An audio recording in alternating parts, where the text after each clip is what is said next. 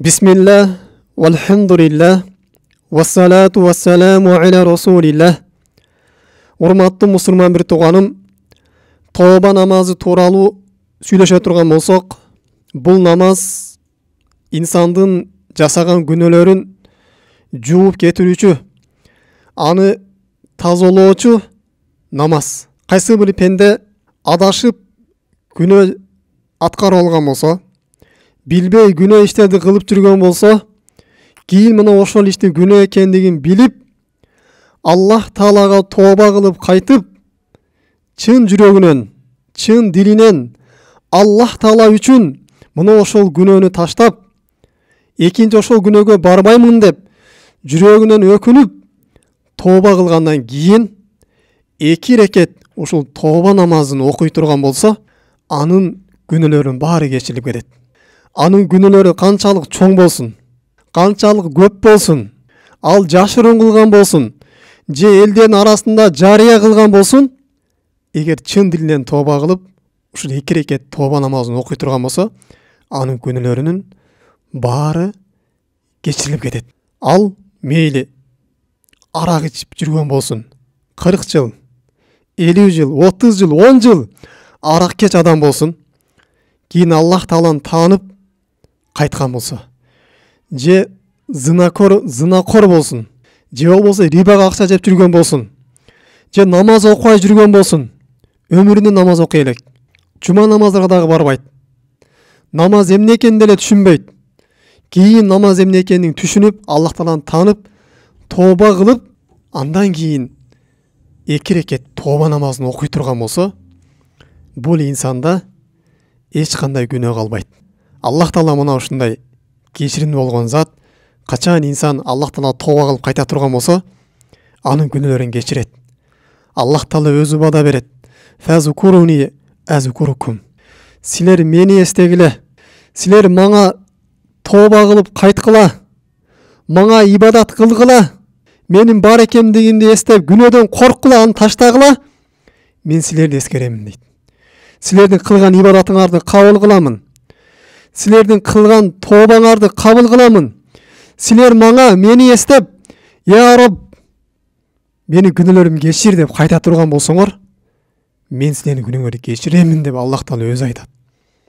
Демек, урматтуу мусулман бир тууганым, биз күнөөлөрдөн тооба кылып келгенден кийин Пайгамбар саллаллаху алейхи айткан, мына ошол тооба намазын окуй турган болсок, анда биздин күнөөлөрүбүздүн дагы кечирип кетүүсүнө чоң себепкер болот. Биздин күнөөлөрүбүз соолукка айланып кетүүсүнө эң чоң себепкер. Пайгамбар саллаллаху алейхи вассалам айтат, ас-садикул масдух болгон, чынчыл болгон, анын сөзү Аллах Таала тараптан тасдыкталган пайгамбарыбыз бизге кабар берет. Ма мин муслимин яздиму занбан. Кандай бир мусулман пенде болсун, бир күнөө иш аткарыла турган болсо дейт. Кандай мусулман болсун бул жерде? Чоң кичине айырмасы жок. 50 жыл күнөө кылып койгон, 40 жыл күнөө кылып койгон, аял болсун, эркек болсун, кандай бир мусулман адам күнөө кылып коюп, кийин тооба кылып, сумма ятаваддау, даарат алып, сумма юсалли ракатайни, 2 рекет намаз окуп, сумма ястагфириллаха лизаликал зам. Кийин Аллах Таала мына ошол күнөөсүнө кечирим сурай турган болсо, илля гуфира лаху дейт Пайгамбар саллаллаху алейхи вассалам. Бул пенденин күнөөлөрүнүн баары кечирип кетет дейт. Анан Пайгамбар саллаллаху алейхи вассалам төмөндөгү аятты окуду дейт. Ва ман я'мал су'ан. Кайсы бир пенде билбей күнөө аткарып койгон болсо, ау язлим нафсаху, же билип күнөө аткарып нафсына зулум кылып алган болсо, сумма ястагфирилла, кийин ошо менен токтоп калбастан, күнөө кылып койдум деп Аллах Тааланын ырайымынан үмүтсүз болуп, терс бурулуп кетпестен Аллах Таалага кечирим тилеп кайта турган болсо, яжидиллахи гуфурур рахима, Аллах Тааланын кечиримин табат, Аллах Тааланын ырайымдуулугун табат дейт. Аллах Тааланын күнөөлөрүн кечирет, аны өз ырайымына алат дейт. Демек, урматтуу мусулман бир тууганым, тооба намаз күнөө иштерди кылып койгондон кийин бул сүннөт намаз болуп эсептелинет. Биздин күнөөдөн дагы тазаланып кетүүбүзгө эң чоң себепкер. Бул тооба намаз күн сайын окуп турушдук сүннөт. Колдон келсе bir gün кайсыл убак болсо деле окула берет. Бул нафил намаз. Бир гана шарият кайтарылган 5 убак бар. Ошол убактан сырткары кайсыл убак болсо дагы күнү аткарасызбы, аткарбайсызбы, сиз окуй бере турган болсоңуз, сиздин дептериңизге сооп жазыла берет. Аллах Таала сизди күнөөлөрдөн сактап коргоп коет. Мына ушул намаз себептүү. Урматтуу мусулман бир тууганым, биз кандай күнөө кылбайлы, Аллах Тааланын райымынан үмүтсүз болбойлу. Бардык адам баласы ката кетирет. Бир эле сиз ката кетирген жоксуз. Эгер адам баласы ката кетирбейт деп бирөө айта турган болсо, адам баласы күнөөкөр болбойт деп бирөө айта турган болсо, анда ал пайгамбарды жалган дегенге барабар. Биздин чынчыл болгон пайгамбарыбыздын сөзүнө ишенбеген адам, анткени пайгамбар саллаллаху алейхи ва саллям айтат: "Күллү бани адам хаттоин" дейт. Адам баласынын баары ката кетирүүчү дейт. Бирок ошол ката кетиргендердин эң жакшылары ат-тауабун, тооба кылып кайткандары дейт. Урматтуу мусулман бир тууганым, намаз окуй албай жүрөсүзбү? Намаз окуй жүрүштүк өтө оор күнөө. Намазга кире албай жатасызбы? Же арамдан тыйыла албай жатасызбы? Келиңиз, Аллах Таала тооба кылып кайтып, эки рекет ушул тооба намазынан баштаңыз. Аллах Таала сиздин мурунку өткөн күнөөлөрүңүздүн баарын кечирет. Чын дилиңиз менен келе турган болсоңуз, мен мындайын ибадатка бекем болом. Мындан кийин арамдан тыйылып жашайм. Мындан кийин баягындай мурунку күнөөлөрүмө жакындабайм. Мурунку арагымды оозума албайм. Мурунку тамекимди оозума албайм. Мурунку дагы ушундай күнөө иштерге жакындабайм. Болуп мындай намазкан болуп, Аллах Таалага жакындап жашайм дей турган болсоңуз, Аллах Таала сизди төз түрдө сизге тавфик берет. Сизди ошол ибадатка бекем кылат. Эгер сиз жактан аракет боло турган болсо, Аллах Таала сизге сөз түрдө тавфик берет. Пайгамбар саллаллаху алейхи ва саллям хадис худисте Аллах Таала айтат: "Менин пендем мага карап бир кары жакындай турган болсо" дейт. Күнөөсүнө тооба кылып, Роббусуна карап ынтыла турган болсо, "Я Роб, мен сага ибадат кылгым келди. Күнөөлөрдөн мени эки дүйнө коргула турган, менин жүрөгүмдү каарадак бастыра турган, менин жашоомдон бактылуулукту качыра турган күнөөнү таштап, мен сени менен жашагым келди. Сен ибадатың менен жашагым келди" деп пенде Аллах Таалага карап бир кары жакындай турган болсо, Аллах Таала ал адамга бир чыканак жакындайт дейт.